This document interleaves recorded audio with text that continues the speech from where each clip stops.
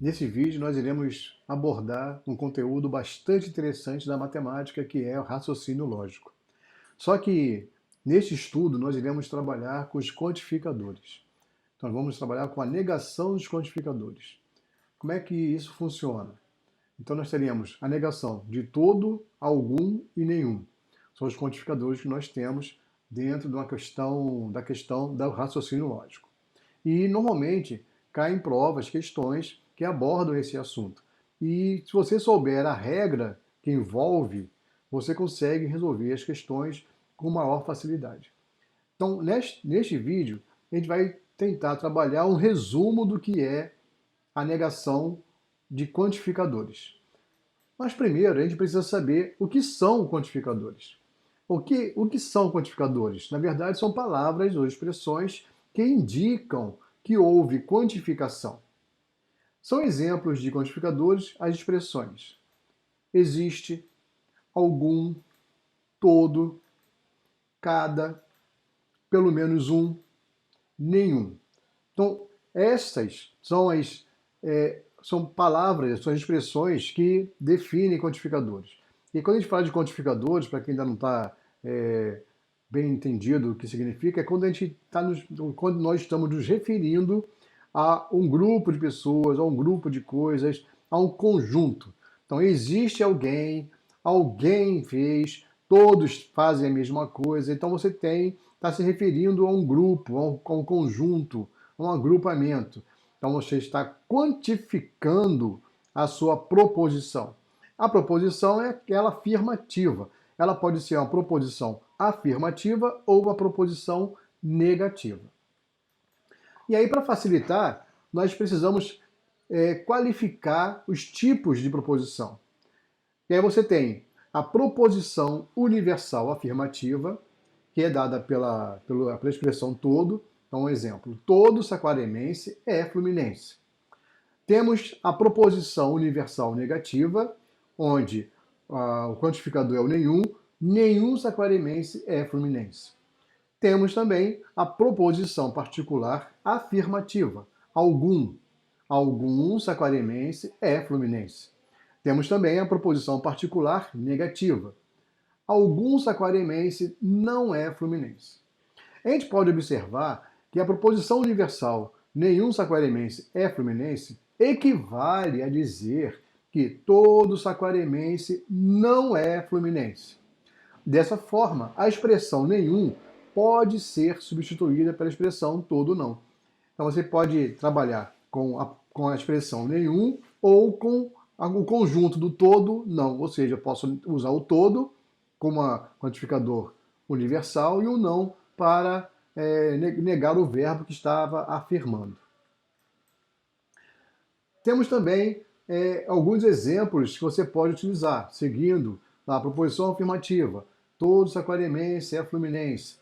Proposição negativa, olha só, nenhum saquaremense é fluminense ou todo saquaremense não é fluminense. Na proposição particular, nós temos, quando ela é afirmativa, algum saquaremense é fluminense, existe saquaremense que é fluminense, pelo menos um saquaremense é fluminense, existe algum saquaremense que é fluminense. Temos também a proposição particular negativa. Algum saquaremense não é fluminense, existe saquaremense que não é fluminense, pelo menos um saquaremense não é fluminense. E ainda temos o existe algum saquaremense que não é fluminense. Repara que a diferença entre a proposição particular afirmativa e a proposição particular negativa é que você insere a palavra não para negar o verbo que antes era afirmativo. Então está negando o verbo. Então tudo que é necessário saber para negar uma proposição é saber como classificá-la.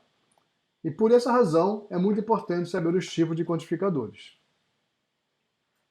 Então, um exemplo bem simples aqui, ó. Como é que eu vou, o que é que eu faço para negar a proposição quantificada? Bom, se um quantificador utilizado for universal, a negação utilizará um quantificador particular. Então tem que guardar isso, ficar na cabeça de vocês. Se a, a minha afirmativa ela leva um quantificador universal, a negação ela tem que ter um quantificador particular. Então se eu tenho um todo, eu vou cair para algum, vou cair para nenhum, vou cair para existe ou não existe. Então eu vou ter que cair para um quantificador particular. Então é importante que vocês guardem esses quantificadores, ó. Particular, algum existe, pelo menos um existe algum. E os quantificadores universais, todo, nenhum. É preciso guardar esses quantificadores para poder classificar e poder saber negar a proposição.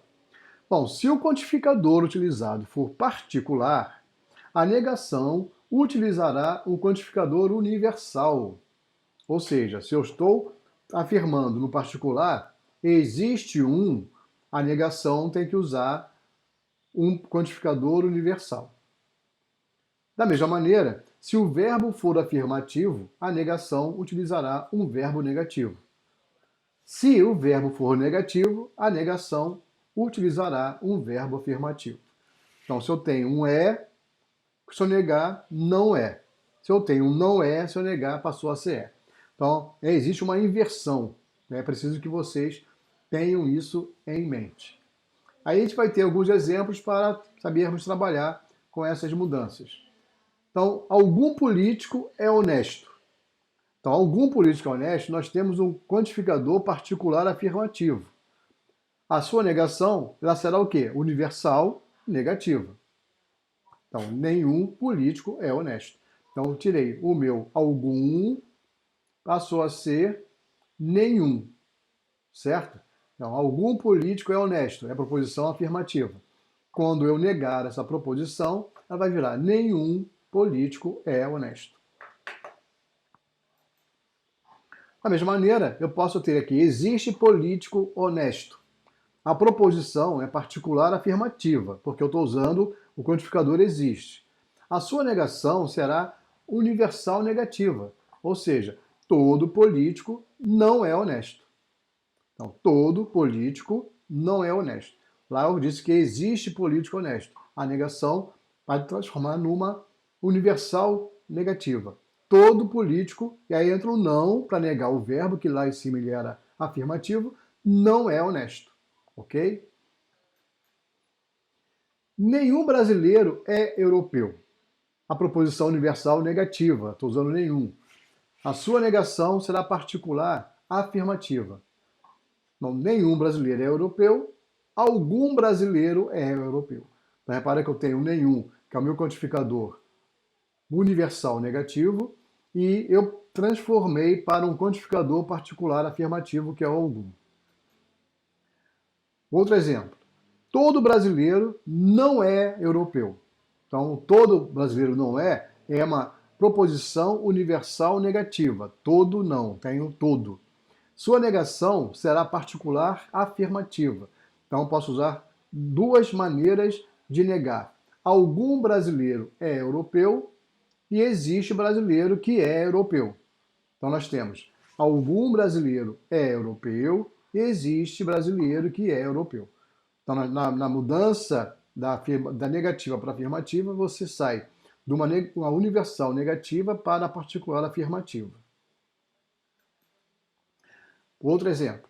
Todo concurseiro é persistente. Nós temos uma universal afirmativa. Todo concurseiro é persistente. A sua negação será feita com a particular negativa. Então, nós temos 4 possibilidades de termos esta negação. A primeira, algum concurseiro não é persistente. Repara que eu usei o não para negar o verbo. Existe concurseiro que não é persistente. Então, existe é um quantificador particular. E o não para negar o verbo que antes era afirmativo. Existe algum concurseiro que não é persistente. Então, existe algum, eu tenho um quantificador particular negativo. E eu estou negando o verbo, não é persistente. Pelo menos um concurseiro não é persistente. Então eu usei um quantificador particular, ele passa a ser negativo porque eu usei o não para negar o verbo, que antes era afirmativo. Então a questão de usar os quantificadores, se mantém neste ambiente. É importante que vocês estejam sempre atentos para saber diferenciar o que é um quantificador universal e o que é um quantificador particular. E quando ele é afirmativo e quando ele é negativo. E saber também que se eu tenho um universal negativo, a negação seria um particular afirmativo e vice-versa.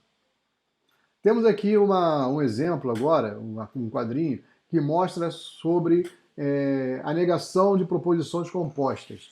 A proposição composta ela é interligada por conjunções, por disjunção, ou e, ou um ou ser somente se. E aí a gente precisa entender como nós teremos que utilizar essa negação.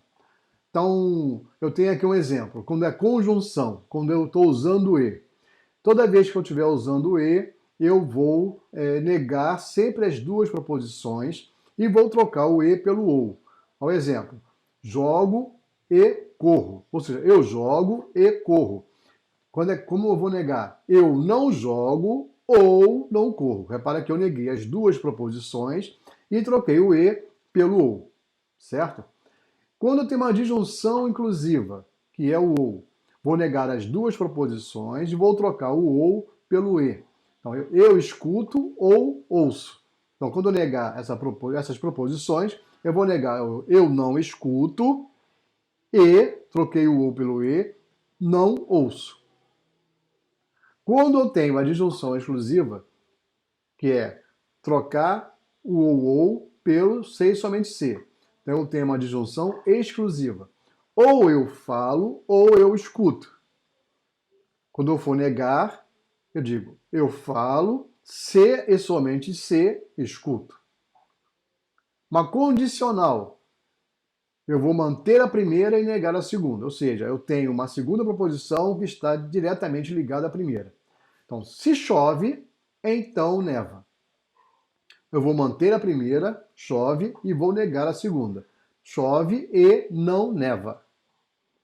A bicondicional, que é o se e somente se. Eu vou trocar o se e somente se pelo ou. Um exemplo. Neva, se e somente se chove.